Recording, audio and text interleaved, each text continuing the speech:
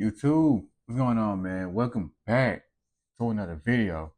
Now, I understand it's been over a month since the last video. It was truly unintentional, but dealt with a few things mentally, but right back in the game. I'm feeling good, feeling motivated. I wanted to start this off by releasing the first YouTube video in literally over a month. So, without further ado, let's get into this video, shall we? Now, for this video, I want to talk about a new big three that is upon us. It's coming from the fantasy world in anime. The first two I already made an entire YouTube video about, so I'm going to go over those two kind of briefly. But the third one, I wanted to have it take over this video because I wanted to get more in depth with that. So instead of just me putting this whole separate video about that, I just wanted to bring up the big three in general because I love all three of these anime and I wanted to combine these three into one. So ain't nothing wrong with that. The first one is Dungeon Meshi, aka Delicious in Dungeon. I made a video about this probably a couple months ago, maybe a few months ago. It is a 2024 anime that dropped on Netflix. Me to kind of have a brief statement about it, it's about these four characters that became a group and they travel down this dungeon as they go across all these monsters and whatnot. And they pretty much going on this journey that's surrounded about food. I mean, they go around, they see different types of monsters and creatures. They learn about them, they learn some facts about them. And it turns out they just using dungeon food to kind of just bring people together, bring themselves together. It involves a knight, a mage, chipmunk, not chipmunk, but she's kind of like a midget, and a pretty much dwarf. Yeah, it's a dwarf. Like I said, I already made a separate video about this. I just wanted to talk a few things about it. My favorite character is honestly it's between two characters. It's between Marcel and Chilchuck. Kind of leaning towards Chilchuck a little bit just because of the humor he has, but Marcel also kind of has the humor. But I want to just highlight Marcel a little bit because the one thing that the big three has in common is that they have really good mages involved in this. The mage being Marcel, of course. My favorite scene of her is when she was fighting that kind of water monster that was constantly shooting out water at a very fast rate, kind of to the point to it pierced her body a couple of times, and her having to deal with that for the sake of the group and how she was composed, how she handled herself, not only for herself but for others. I really like that scene from Marcel. I think she's funny. I think she's really cool, and obviously she's the one that's has to be freaked out over every little thing that involves with monsters and creatures that come across the way or whatnot. So for a brief moment of this, I really like this anime as well. Like I said, it came out in 2024. If you have a Netflix account, I highly recommend you to watch it. It has a really good story going on, has some really solid characters, and it will also leave you anticipated towards more to come, just like myself. Now, the second one, honestly, is one of my favorite pieces of media so far. It's arguably my favorite I've seen from at least last year, and obviously for people who can think about it, is Freedom Beyond Journey's End. Brief summary of this is about this mage named Freerin who went on this long journey with a few of her friends to kill the Demon King. And once they became successful, and with the loss of one of her best friends named Himmel, the hero, she gets a wake up call to appreciate life for what she is, based on the fact that her as a mage just she's on a different wavelength than a regular human. So she takes everything that she learns and all the stuff that hits her in the head, and she transitions that into the new group she has. And it goes along this long journey. I've talked about this on YouTube. I talked about this on my TikTok.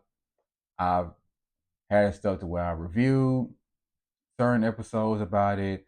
I talked about how much I really appreciate this piece of media. I seen all the hype about it. This was right after the fact that I started watching One Piece and I caught up with the anime, and I just always had this in the back of my mind and say, hey, once I finish catching up with One Piece, I'm gonna watch this and see what the hype about. And I'm very glad that I'm able to stick with that because it became arguably my favorite piece of media since last year. Well, not really last year. I started watching it this year. So it's my favorite piece of media I've seen so far in 2026. And I really appreciate this video coming out.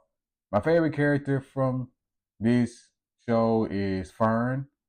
I really like Fern because of the type of character she is, how she can go from very serious at one point to the next point. She showing that one puffy face. It shows a jealousy or a little bit of playful anger. And also that little walk she does where she has both her hands just horizontal and stuff with the smirk on her face. I just really like Fern as a character. I think she's really cool. Speaking of great mages, this show has a lot of great mages. Like I said, Freerin, obviously, Fern, obviously. I think it's one character, her name starts with an M. And I just talked about how much I really liked how they showcased her. I forgot her name, but I know Zedia, another great one. Someone please correct me in the comments. It's gonna bug me. I just know it's gonna bug me. Obviously, gotta talk about Freerin as a mage. I just really loved how they showcased the loss that she has and how she's now the mindset of everything that I learned from this and all the losses that I have and all the things that I just didn't even understand. Until now, when everything starts to hit her, she becomes this person that pours everything. She tries the hardest to see things from a human perspective, even though she's an elf that's lived thousands of years. I really appreciate that. I don't have to go so far in this because, like I said, I talked about it so many times. But if you haven't picked up on Free Beyond Resent, I really, really recommend you starting on it. You will absolutely love it. I, I can't promise you anything, but I really think you're going to love it. Now, to Man of the Hour, the third of the big three, the one that influenced me to make this video, we have a new fantasy anime 2026 by the name of Witch Hat Atelier. Witch Hat Atelier starts off with this girl named Coco. She has this uncanny love for magic as she's going along, and she just has this passion to learn about it. But it came at a cost. It came at a cost of her using forbidden magic, which would ultimately lead to her freezing up not only her house she stays in, but also her mom, as she's accompanied by this mage named Keyfree as they go along this journey to basically make Coco her apprentice as she learns magic and to hopefully one day save her mom. I just want to kind of just sit and simmer about this show for the last 5 minutes or a minute of this video because, like I said earlier, this show inspired this video. So I just want to kind of go over a few things that really sticks out to me. First thing first is the animation. The animation is beautiful.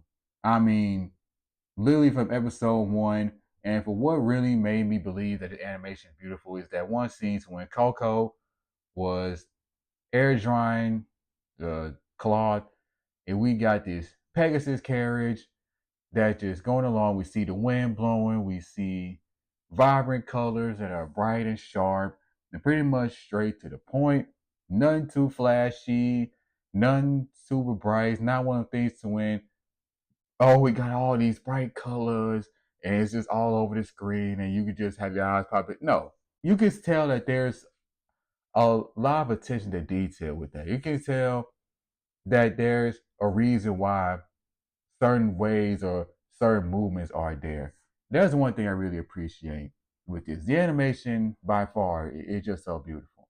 Next thing is the story.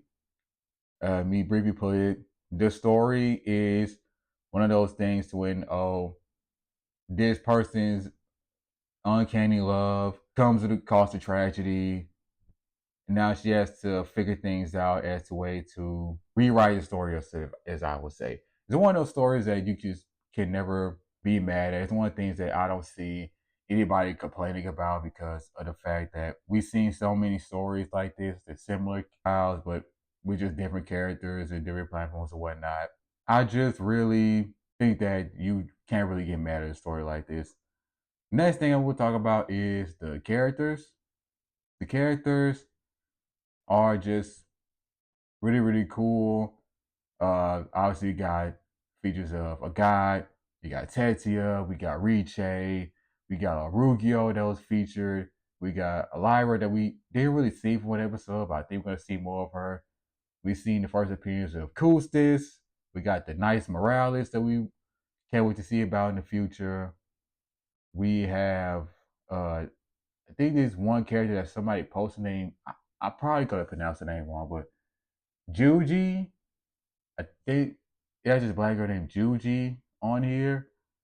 I haven't really seen her yet, but I just see a little hype based on the manga panels I've seen, the drawings of her. I just really think that the character so far is just cool. Obviously, it's one of those groups that you'll always just appreciate with them being together, and they all have their own purpose. They all have their own reason as to why they are who they are and what that purpose of themselves being with the group. Now, my favorite episode so far, I would like to say, well, the next thing I want to talk about is the voice acting. The voice acting, it makes sense based on the character designs and the plot of the story or whatnot. You can tell that these people have a certain accent.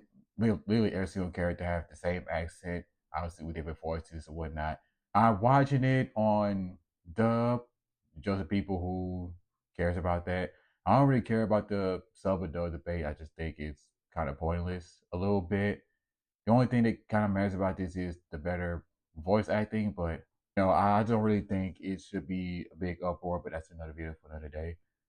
So the voice acting overall, it makes sense. It fits the characters, and it's really fitting. So can't really be mad about that. Last thing I want to kind of talk about is my favorite episode so far.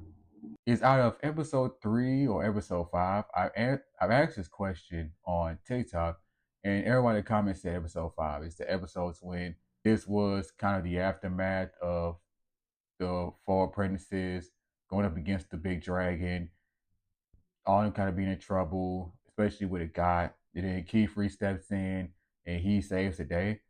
Especially that one scene. What I would say is one of the best scenes of 2026 so far is when he goes up in the sky. He's in the midst of drawing magic that he wants to use.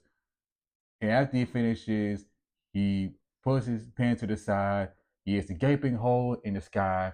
And then a few seconds later, the sky vanishes. And the aftermath, we got the gold dragon who overcomes the actual dragon.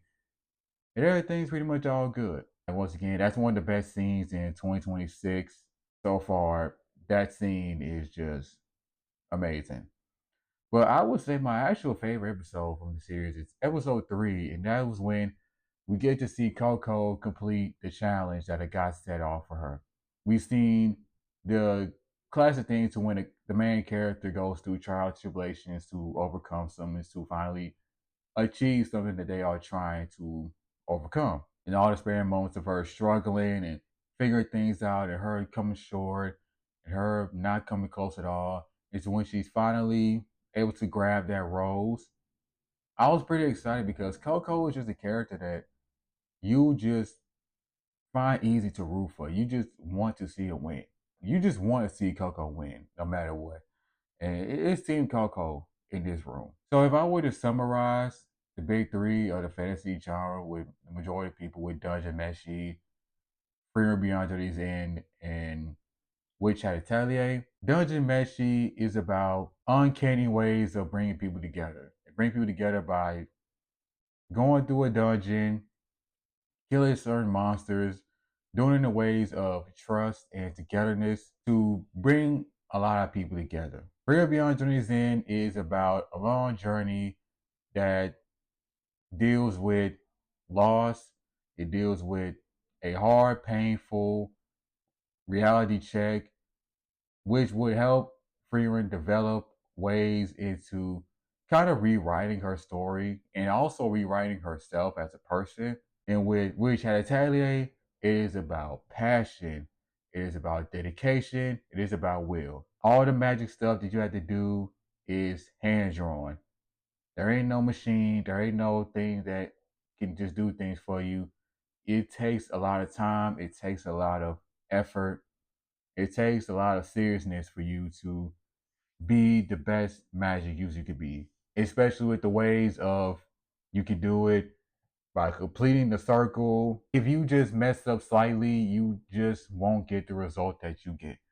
Everything has to be pretty much perfect, if I would say. Good can be cool, great is even better, but perfect is the best. That's just one way I could put it pretty much. So, with that being said, I'm loving the big three of the fantasy genre. It really inspired me to believe that the fantasy genre is arguably my favorite. It is one of my favorite genres in anime. Obviously, you have your romance, you have your shonen, you have your supernatural. I love supernatural. Sci-fi, I love good sci-fi. Comedy, can never go wrong with comedy. But this, that, and the third. But overall, what are your thoughts on the big three of the fantasy world? Let me know what you feel about all three shows or one of the shows, two of the shows, or whatnot. And with that being said, it's good to be back. I won't leave y'all hanging this much. I really hope I can be on the consistent side, at least one video a week. So sorry for the wait. Like I said at the end of my videos, you want to do all the stuff that every YouTuber said at the end of videos, you can do that or not.